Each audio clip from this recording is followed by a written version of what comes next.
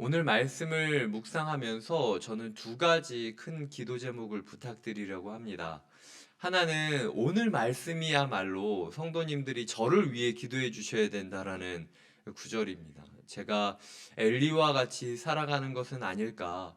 제가 성도님들을 마주하면서 성도님들의 문제를 마주하고 그리고 그것 가운데 축복을 빌고 있지만 정작 자기 집의 문제는 해결하지 못하고 이스라엘을 위험 가운데 몰아가고 있는, 교회를 위험 가운데 몰아가고 있는 엘리는 아닐까 고민을 하게 되었습니다. 그래서 이렇게 제가 노골적으로 기도 제목을 부탁드릴 날이 많지는 않은데 오늘 말씀 자체가 저를 위해서 제가 영적인 중심을 잘 잡을 수 있도록 기도해 주시기를 부탁하고 있는 말씀입니다. 그리고 두 번째로는 이 부분에 대해서 우리가 엘리와 같지 않은지 돌아보아야 한다라는 것이죠. 우리의 삶이 잘 살고 있고 제대로 살고 있고 예배를 열심히 드린다라는 것. 이 새벽 기도까지 와서 하나님께 기도를 드리려고 몸부림치는 사람들에게 있어서 하나님께서 그렇기 때문에 너희가 더 엘리는 아닌지 돌아보아야 된다라고 주님께서 우리에게 말씀하고 있는 것입니다. 그래서 나도 엘리와 같이 살지 않도록 주님께서 지켜주십시오. 그리고 나 또한 우리의 가족과 나를 사랑하는 사람들에게 내가 엘리처럼 살지 않기를 기도해 달라고 요청해야 함을 오늘 성경은 우리에게 말하고 있습니다. 이 이스라엘 백성들에게 이게 공적인 문서로 남지 않았습니까? 공적인 문서로 이 엘리 집안의 가장 은밀하고 감추고 싶었던 죄를 기록하는 이유는 뒤에서 뒷담화하거나 수군거리라는 얘기가 아니죠. 그러니까 모든 사람들이 동경했고 모든 사람들이 바라봤고 모든 사람들에게 선한 영향력을 미치고 있다라고 생각되어지는 엘리라 할지라도 하나님 앞에 바로 서지 않는 부분이 있었다라는 사실을 경고로 삼아서 우리 가정의 지도자, 우리 사회의 지도자, 그리고 우리 교회의 지도자들을 위하여 기도를 해 주어야 된다라는 것입니다. 그래서 우리 또한 우리의 가족들과 우리를 아는 이들에게 이렇지 않냐. 그러니까 나를 위해서 내가 영적으로 바로 설 수 있도록 기도해 줘야 된다. 너 엄마가 항상 제일 이 가정에서 잘 믿는다라고 생각하면 안 돼. 나도 잘못하고 있을지 몰라. 그러니까 네가 얼마나 기도해 줄지 잘 모른다 할지라도 나를 위해서 기도해 줬으면 좋겠어 라고 순수하게 부탁을 할 수 있는 시간들이 되어야 할 것입니다. 이 두 가지를 조금 기억하면서 우리가 그럼 어떤 가정이 되기를, 어떤 영적인 지도자가 되기를 위해 기도해 주어야 할지를 한번 살펴보도록 하겠습니다. 오늘 본문은 엘리와 한나를 대조하고 있고 그리고 엘리의 아들들과 이 사무엘을 대조하고 있습니다. 이 눈으로 봤을 때는 엘리와 엘리의 아들들이 한나와 사무엘과는 비교할 수 없을 정도의 포지션을 차지하고 있습니다. 먼저 이 사람들은 한나와 사무엘과는 달리 실로 종교 중심지에서 살고 있었던 사람들이었습니다. 그러니까 예배 생활, 교회 생활에 익숙한 사람들이었고 그리고 교회 생활을 더 자주 접하는 사람들이었죠. 그리고 이 사람들은 핏줄로서도 하나님께 선택받았다라고 이야기하는 사람들이었습니다. 그리고 명성도 있었던 사람이었습니다. 사람들이 이 사람을 존경했고 이 사람 앞에 자기의 문제와 자기의 예배를 가지고 오는 사람이었습니다. 그리고 마지막으로 이 사람들은 하나님께서 허락하신 예배자의 자리에 앉아 있던 사람이었습니다. 예배를 주관하는 사람이었다라는 것이죠. 그렇기 때문에 한나와 사무엘에 비하면 한없이 유리한 포지션에 있는 사람이었습니다. 그럼에도 불구하고 이들이 16절에 보면은 17절에 보면 그들이 여호와의 제사를 멸시함이었더라라고 이야기를 하고 있습니다. 이 그들이라는 단어 앞에 작은 괄호를 넣어서 이는이라고 적어두셔도 좋아요. 그러니까 왜 이 엘리의 아들들이 행실이 나빴냐라고 할 때 그 이유는 엘리의 아들들은 여호와의 제사를 멸시함이었기 때문입니다. 라고 이유를 기록해 주고 있는 것이죠. 그러니까 우리의 아이들이 어떤 아이들이 되기를 우리가 기도해야 되는가? 우리 아이들이 예배를 예배답게 여길 수 있는 아이들, 예배를 멸시하지 않는 아이들이 되기를 기도해야 되고, 내가 어떤 교육을 해야 되느냐? 공부해야 된다, 대학 가야 된다, 좋은 직장 가야 된다, 돈 많이 벌지 않으면 고생한다, 건강하지 않으면 나중에 후회할 거다, 이런 얘기를 하는 게 아니라 하나님께서 우리에게 아비로서, 어미로서 교육해야 될 바른 내용이 하나가 있다면 넌 예배를 예배답게 여겨야 한다. 내가 부모로서 너에게 요구할 딱 하나의 교육이 있다면, 엄마 말 하나만 듣는다면 너 예배를 좀 예배답게 생각해 줬으면 좋겠다라고 이야기할 수 있어야 되고, 또 우리의 자녀들이 그런 부모를 볼 때, 아, 우리 엄마 아빠는 진짜 내가 공부 못한다고 혼내지는 않아도, 뭐 걱정은 하겠지만 혼내지는 않고, 그리고 내가 심지어 몸이 다쳐도 막 그거 가지고 잔소리를 할전정 뭐 그게 어쩌니 저쩌니 이렇게 이야기하지는 않는데, 내가 예배자로서 바로 서지 못했을 때는 정말 피눈물을 흘리면서 아파하고 계시다라는 마음을 느낀다면, 저는 그게 하나님이 우리에게 부모로서 할 도리를 다했다라고 이야기하실 수 있을 거예요. 그러니까 우리가 그런 부모가 되기를 기도해야 되는 거고, 저 또한 그런 목사가 되기를 기도해 주셨으면 좋겠어요.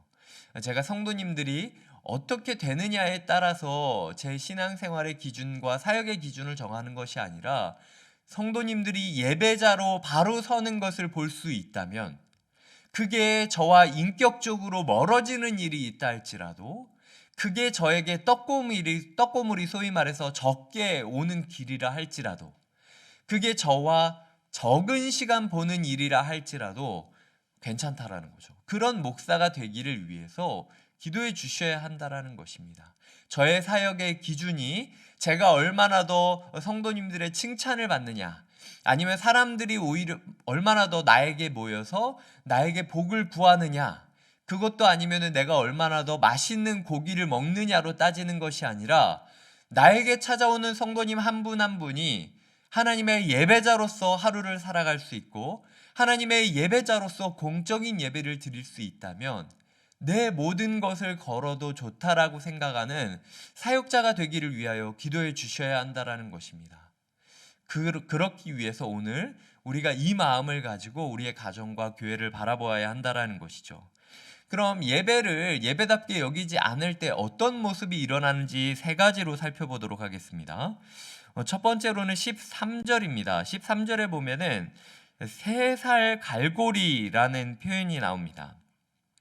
이게 이 당시에 일반적으로 있었던 관습이었습니다. 이 3살 갈고리를 냄비에나 솥에나 큰 솥에나 가마에 찔러 넣어 갈고리에 걸려 나오는 것은 제사장이 자기 것으로 가지되 라고 기록하고 있는데, 실제로 제가 두 구절을 찾아봤습니다. 신명기 18장 3절이나 레위기 17장 31절 32절을 보면은, 신명기에는 앞다리나 두 볼 위 뭐 이런 것들을 드려야 된다고 했고, 레위기에서는 가슴이나 이 오른 등 뒷다리를 가져야 된다라고 제사장이 어떤 고기를 먹어야 될지를 명시하고 있습니다. 그러니까 지금 이때 이 관습이 적절치 않았다라는 거죠. 하나님께서 부위를 지정해 주셨는데 더 맛있는 고기를 더 많이 먹고 싶다라는 생각 때문에 이 당시의 예배가 소위 말해서 요즘 말로 치자면 목사들이 얼마나 더 안정된 직장 생활을 하기 위하여, 목사들이 얼마나 더 평안한 생활, 윤택한 생활을 하기 위하여 성도님들의 예배를 방해하고 위협하는 지경에까지 이르게 되는 예배의 모습을 가지고 있다라는 거죠. 이 3살 갈고리라는 표현이 있지 않습니까? 원래 성경의 표현을 갈고리를 쓴다고 한다면 일반적인 관료로는 그냥 갈고리로 찍어서 뺐다라고 이야기를 해도 돼요. 근데 그 살이 3살이었다라고 이야기하는 것은 이 사람들이 얼마나 그 고기를 먹고 싶었으면 그 갈고리를 3개로 만들어 가지고 긁어대고 있었겠냐 라고 이야기를 하는 겁니다. 소위 말해서 너희 기도해 줘야 된다. 이광희 목사가, 그리고 이 시대를 살아가는 많은 교육자들이 어떻게든 교회 안에서 성도들에게 헌금 빼돌리고, 그리고 자기의 윤택하고 안정된 직장 생활을 하기 위해서 성도님들의 마음을 불안하게 만들거나, 아니면 성도님들한테 드리지 않아도 될 것을 드려야 된다라고 이야기를 하면서 소위 예배라는 명목으로 약탈하는 약탈자가 되지 않기를 너희가 기도해주고 지켜봐야 되고, 때로는 지적해야 되고, 때로는 꾸짖어줘야 된다라고 하나님께서 우리에게 말씀하고 있는 것입니다. 그래서 제가 이렇게 해야 된다라고 했을 때 고지고대로 하지 않으셨으면 좋겠어요, 솔직히. 좀 따져보셨으면 좋겠습니다. 그리고 언젠가는 누군가 저에게 목사님 이렇게 이야기하셨는데 그건 목사님 입장에서 이야기하는 거지 실제로는 요 정도가 맞는 거 아닙니까? 라고 당돌하게 느껴질지라도 이야기를 주셨으면 좋겠어요. 그런 피드백들의 과정 가운데 저도 제 마음 가운데 있는 무의식적인 새살갈고리에 나를 치게 될 것이고, 성도님들도 그런 과정을 거치시면서 이광희 목사라는 사람이 진짜로 하나님의 예배자로서 하나님께 드려야 되기 때문에 이것을 드리라고 이야기한다면 정말 마음 다해서 드려주시고, 그게 아니라 이광희 목사라는 사람이 저 사람이 지금 새살갈고리를 키워가고 있구나라고 한다면 저를 말려주시고 저를 잡아주셨으면 좋겠어요. 그게 저희 집안이 사역자로서의 제가 살 수 있는 길이에요. 그렇기 때문에 너무 수동적으로 살지 않으셨으면 좋겠습니다. 이런 부분에 있어서 우리가 서로 지켜야 되고요. 또한 이 소태 그릇의 종류도 4개나 이야기를 하고 있습니다. 14절에 보면 냄비에나 소태나 큰 소태나 가마에 찔러 넣어야 넣었다라고 4개의 표현들을 짓고 있는데, 이런 부분에 있어서 굉장히 열심을 내고 있는 거죠. 그러니까 소위 말해서 가리지 않는 겁니다. 그게 얼마나 작은 예배인지, 얼마나 소위 말해서 돈이 많은 성도님 신방할 때만 마음을 긁어가지고 돈을 얻어내는 소위 말하는 그런 목사가 되는 게 아니라, 어려운 집이건 어느 집이건 자기가 만나는 모든 성도님에게 찾아가서 목사에게 소위 잘해주지 않으면 복받지 못한다라는 식으로 이야기를 하고 있는 모습이 오늘 모습이랑 별반 다를 바 없어요. 그러니까 이런 부분에 있어서 제 중심을 지킬 수 있도록 기도해 주셨으면 좋겠습니다. 개척교회를 하면서 분다구리 교회로부터 많은 예산을 지원받았고, 또 성도님들이 헌금도 많이 해주고 계세요. 그래서 제가 소위 말해서 현대 한국교회의 담임 목사로서 이 정도는 받아도 되지 않냐라고 이야기하는 제안들을 성도님들 가운데 꽤 많이 들었습니다. 근데 제가 사실 많이 조심스러워요. 하나를 받고 2개를 받고 3개를 받다가 어느 순간 제가 받는 거에 너무 익숙해져서 제 마음 가운데 새살갈고리가 생기고, 그래서 성도님들의 생활과 형편과 예배의 집중도는 전혀 고려하지 않은 채로 이 예배 가운데 내가 어떤 말을 해야 내가 더 유리한 포지션에 서고 내가 더 많이 뺏어 먹을까를 고민하는 모습으로 변질될까봐 고민된다라는 거죠. 네, 그러니까 저를 위해서 기도해 주셔야 된다라는 겁니다. 제가 그런 사람이 되지 않기를 위하여. 제가 이 과정들을 거치면서 몇 가지 이런 경험들을 했었습니다. 예를 들어 제가 원래 몰고 있는 차가 좀 오래된 차다 보니까 몇몇 분들이 신방을 할 때 이 차를 안 타는 거예요. 그리고 은근슬쩍 저한테 막 얘기를 해주시는 겁니다. 이제 새로 교회가 시작되는 건데 차를 조금 바꾸셔야 되는 거 아니냐, 그리고 교회가 조금 그런 거 해드려야 되지 않냐라는 얘기도 없지 않았습니다. 근데 거기서 제가 날름 그거를 먹었다라 그러면 여기 계신 성도님들이 저를 어떻게 생각했겠습니까? 근데 제가 그 가운데서 고민했던 부분들이 해주겠다라고 해서 그것을 다 받는 게 오히려 저한테 위험할 수도 있다라는 생각이 들었어요. 어차피 교회차가 아직 구입할 수 없는 상황이고, 그리고 주중 공간에서 코맥스까지 계속 택배짐을 날라야 되는 상황이기 때문에 아예 이 기회가 된 이상 제가 중고로 차를 구입해야겠다라고 생각을 해서 지금 중고로 SUV를 구입해서 몰고 다닙니다.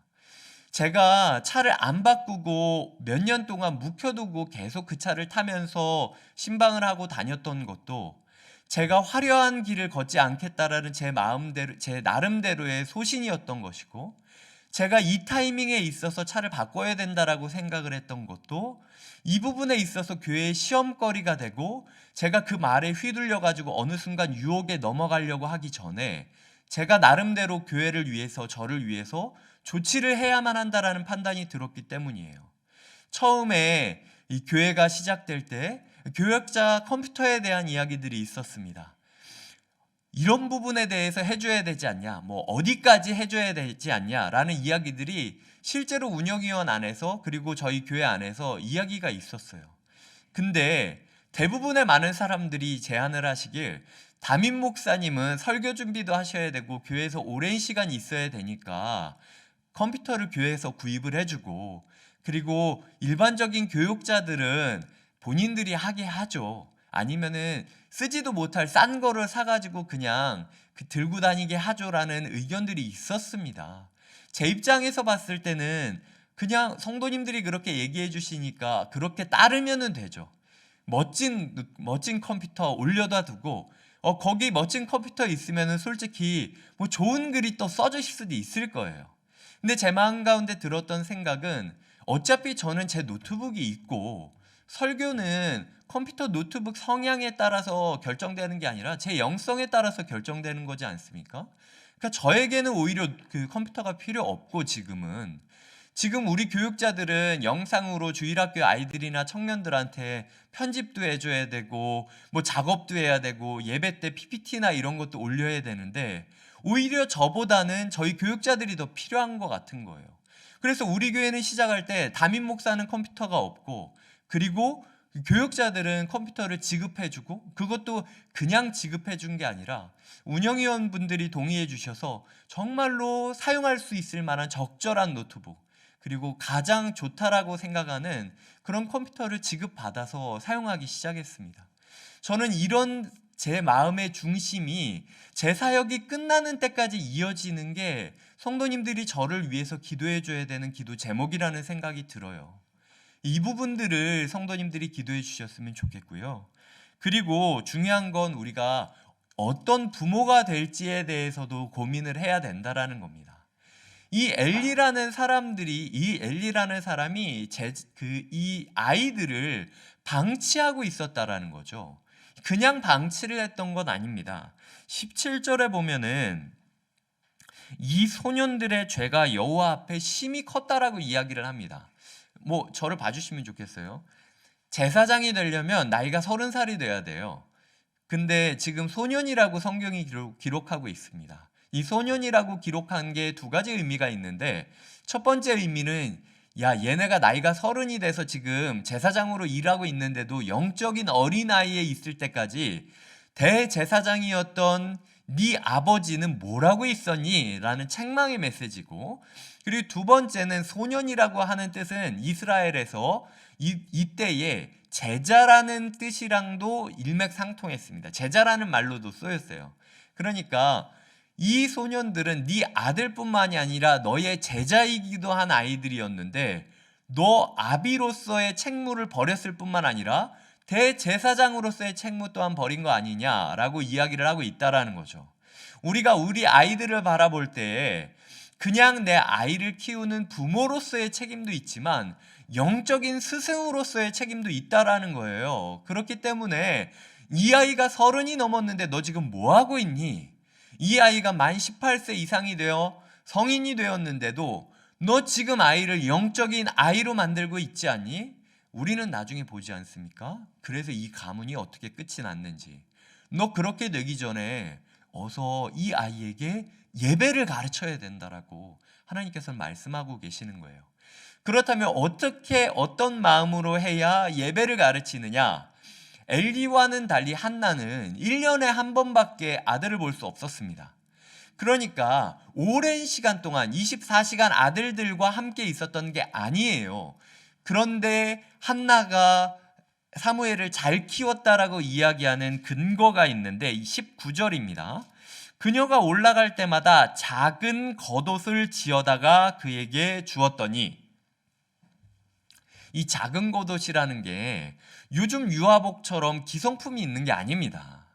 그러니까 아이는 해마다 지나면 쑥쑥 크잖아요. 그러니까 이 아이가 1년 동안 엄마가 고민을 하는 거죠. 올해 요 정도 사이즈였으니까 내년에는 요 정도 사이즈가 되겠구나라고 생각을 해서 1년 내내 아이를 위해서 옷을 만들고 이 염색을 하고 재단을 하고, 그래서 이 아이를 1년에 한 번 딱 만나는 그 시간, 그 아이에게 자신이 지은 옷을 입히면서, 사무엘아, 1년 동안 엄마가 널 위해 기도했어. 네가 춥게 지내고 있지 않을까, 네가 예배자로서 제대로 서지는 않을까 고민하면서 엄마가 이 옷 하나하나를 만들었다 라고 이야기하는 그 엄마의 마음이 사무엘을 예배자로 세워주게 되었다라는 것입니다. 이 11절에 보면은 처음에 사무엘이 엘리의 앞에서 여호와를 섬긴 것으로 나옵니다. 근데 점점 11절에서는 그렇게 나오는데, 그리고 18절에서는 세마포 에봇을 입고 여호와 앞에서 섬겼더라 라고 이야기를 하고 있고, 그리고 마지막에는 21절에 보면은 아이 사무엘은 여호와 앞에서 자라니라 라고 이야기를 하고 있다라는 거죠. 그러니까 그 아이의 인생이 자기가 누구 앞에서 살아가고 있는지를 점점 구체적으로 확인하게 되는 거예요. 처음에는 엘리라는 그 내가 범접할 수도 없는 인물 앞에서 내가 살고 있는 것 같고, 그러니까 엘리의 눈치를 보는 거죠. 그러다가 중간에는 에봇, 내가 맡겨진 예배자로서의 직무, 내가 드리는 예배자로서의 역할에 내 삶을 맞춰서 나 실수하면 안 되는데 라고 살고 있고, 그리고 마지막으로는 오늘 본문이 맺을 때에 내가 하나님 앞에서 살고 있구나라는 사실을 깨닫게 된다라는 거예요.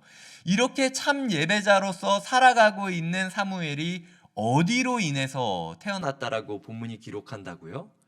겉옷을 만들기 위하여, 아이가 보이지 않지만, 아이를 만날 수 없지만 이 아이가 하나님 앞에서 간절히 잘 자라고 있기를 바라는 간절한 마음으로 아이를 위해 기도하며 겉옷을 만들고 있는 어미의 마음 때문에 이 아이가 그렇게 자랐다라는 겁니다.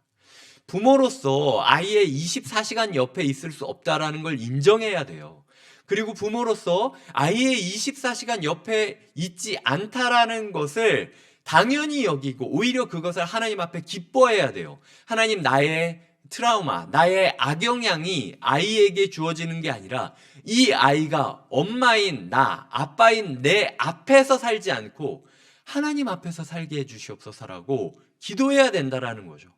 그리고 내가 줄 수 있는 게 작은 겉옷뿐이라 할지라도, 예를 들어 뭐 도시락에 편지를 써주는 거, 핸드폰 문자를 보내주는 거, 아니면은 그냥 기도하는 모습이 내 마음 가운데 규칙적으로 존재하는 것, 그리고 이 아이가 예배드리는 자로 살기 위해서 권면하고 도와줄 수 있는 어떤 조치들, 그러한 작은 겉옷들이 1년의 겉옷, 2년의 겉옷, 3년의 겉옷, 그 쌓여져 가고 버려져 가는 그 겉옷들, 헤어져 가는 그 겉옷들이 누적될 때 우리 아이들이 예배자로 살아갈 수 있다라는 겁니다.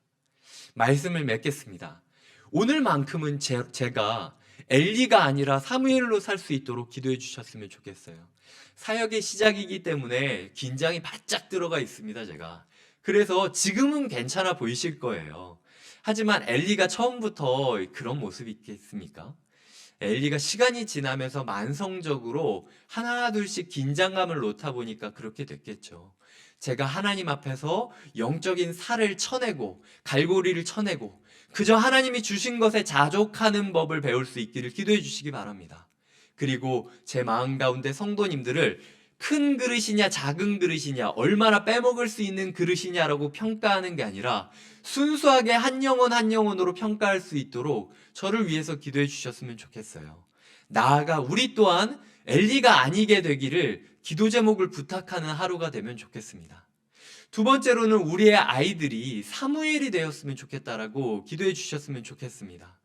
하나님께서 바라는 모든 것, 영적으로 사람을 두려워하는 것도 아니라 자기의 직무, 실수하지 않는 걸 두려워하는 것도 아니고 하나님 앞에 선자로 예배자로 살아갈 수 있기를 우리가 마음 다하여 기도해 주시는 하루, 그것을 위하여 우리의 삶 가운데 작은 겉옷을 오늘 준비한다라고 생각을 하고 이 새벽 기도 가운데 겉옷을 수선하고 만드는 어미의 마음으로 우리가 이 기도를 조금씩 하나님께 드려가는 시간이 되시기를 축복하고 응원합니다.